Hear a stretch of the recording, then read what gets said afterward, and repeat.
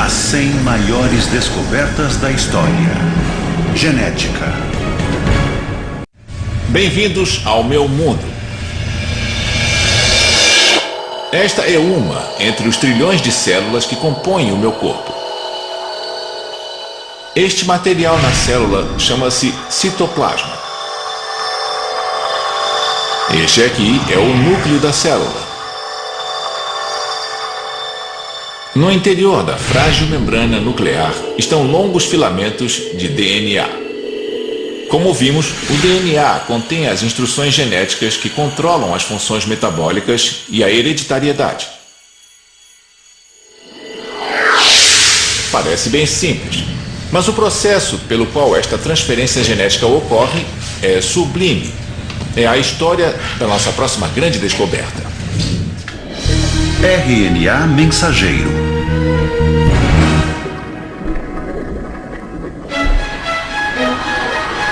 Anos antes de Watson e Crick definirem a estrutura do DNA, os cientistas sabiam que ele era responsável pela produção de proteínas que residem no citoplasma.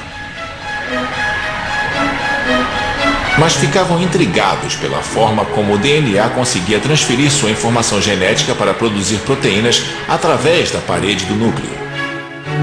A resposta ao enigma chegou por meio do trabalho coletivo de vários cientistas. E como em muitas descobertas, esta começou com uma suposição baseada em observação. Aqui podemos ver a produção de proteína de uma célula em vermelho. Os cientistas descobriram que as células com alta produção de proteína continham uma grande quantidade de RNA, uma substância similar ao DNA, mas com apenas um filamento, e não dois. Isso levou os cientistas a se perguntarem se o RNA não estaria envolvido com o funcionamento das fábricas de proteína no citoplasma. Para descobrir, novamente os pesquisadores recorreram aos bacteriófagos. Eles verificaram que logo depois de o bacteriófago injetar seu DNA em uma bactéria, traços do RNA viral apareciam na célula hospedeira e a produção de proteínas começava a aumentar. Este foi o momento da descoberta. Era um tipo especial de RNA, nunca antes detectado. Quando seu filamento único penetrava em uma das fábricas de proteína da célula, ele transmitia a mensagem para a produção de novas proteínas. Os cientistas o chamaram de RNA mensageiro. Hoje, muitos cientistas acreditam que o RNA mensageiro e outras moléculas de RNA são descendentes das substâncias químicas mais primitivas da Terra, parte da sopa primordial que gerou o primeiro organismo vivo. O código genético. Como acabamos de ver, o RNA transmite instruções do DNA para a produção de proteínas. Mas o que era o código genético, a sequência de instruções que tornou este processo possível? Em 1961, o biólogo molecular Marshall Nirenberg e seu colega de pós-doutorado Heinrich Mattei realizaram uma série de experimentos para tentar sintetizar proteínas no laboratório.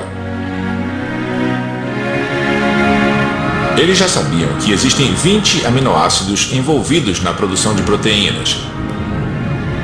Em seu experimento, Nirenberg e Mattei trabalharam com o RNA. Assim como o DNA, o RNA é formado por 4 bases químicas. Em um momento de revelação, eles descobriram que quando 3 das bases se alinhavam em uma sequência específica chamada códon, um aminoácido específico era gerado. A ordem dos códons é a instrução para a produção de proteínas. Hoje, Marshall Nirenberg é cientista pesquisador dos Institutos Nacionais de Saúde dos Estados Unidos. O que isso significa para mim, um cidadão que paga impostos? Bom, isso significa que o RNA é transcrito do DNA. O DNA é copiado dentro do RNA e o RNA contém a informação que determina a sequência de aminoácidos e proteínas. Então, o que você herda dos seus pais é a sequência de letras do DNA. Essa sequência determina como você sintetiza, como você produz todos os tipos diferentes de proteínas necessárias à vida. Elas me formam. Formam a você, formam a mim. A descoberta de Nirenberg e Mattei foi o primeiro vislumbre do código genético. Uma espiada no vocabulário secreto codificado em cada molécula de DNA, tornando-a capaz de instruir a síntese das proteínas. Nos 5 anos seguintes, Nirenberg conseguiu decifrar os 64 códons que abrangem todo o vocabulário do DNA. O código genético havia sido decifrado. E em 1968, a descoberta valeu a Marshall Nirenberg parte do Prêmio Nobel de Fisiologia e Medicina.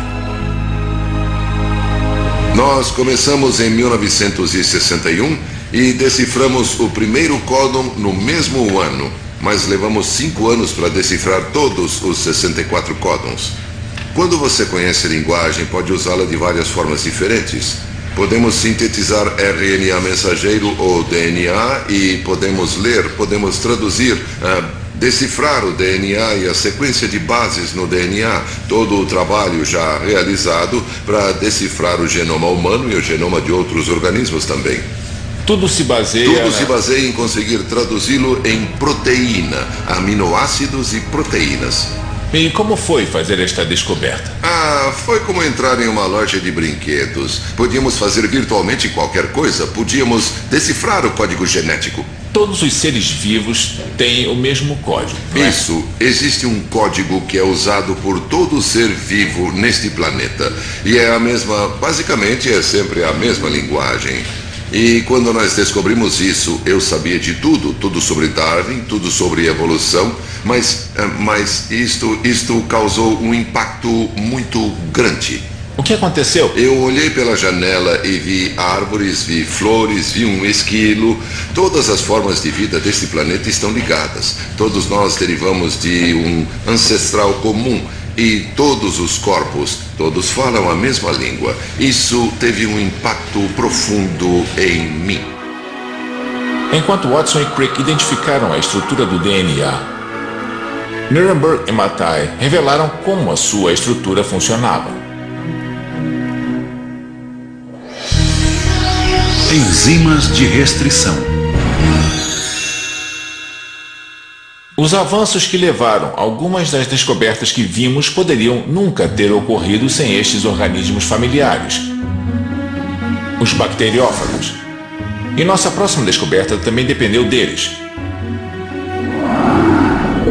Durante décadas acreditou-se que as bactérias eram completamente vulneráveis à invasão dos bacteriófagos. Mas na década de 1950, pesquisadores identificaram uma falha nesta visão. Na verdade, certos tipos de bactérias se mostraram resistentes à infecção por bacteriófagos. Como isso era possível? A primeira resposta foi fornecida em 1962 pelo microbiologista Vern Arbor. Ele descobriu que algumas bactérias possuíam enzimas que resistiam ao vírus, cortando o seu DNA viral em pedaços. Isso impedia o vírus de dominar a bactéria. Elas foram chamadas de enzimas de restrição. Mas como funcionavam? Um dos cientistas que queriam desvendar este segredo era o microbiologista Hamilton Smith. Em 1972, trabalhando em seu laboratório, Smith cultivava bactérias e bacteriófagos juntos quando percebeu que o DNA do vírus estava se rompendo. Smith agiu com rapidez. Ele purificou a enzima de restrição e depois identificou o local exato em que a enzima havia rompido o DNA. Foi o momento da revelação. Smith descobriu que a enzima continuava a cortar o DNA viral sempre no mesmo lugar. Ele havia descoberto a primeira enzima de restrição que agia no local específico. Com as enzimas de restrição, os cientistas agora contavam com um par de tesouros moleculares que podiam usar para cortar moléculas de DNA e virtualmente recriar a natureza. Isso foi muito importante. Hoje, a habilidade de manipular o DNA é uma das ferramentas básicas da engenharia genética, a chamada pesquisa de DNA recombinante. Desde a descoberta de Hamilton Smith, centenas de enzimas de restrição foram identificadas, e os cientistas estão usando DNA recombinante para um mundo de aplicações das quais dependemos.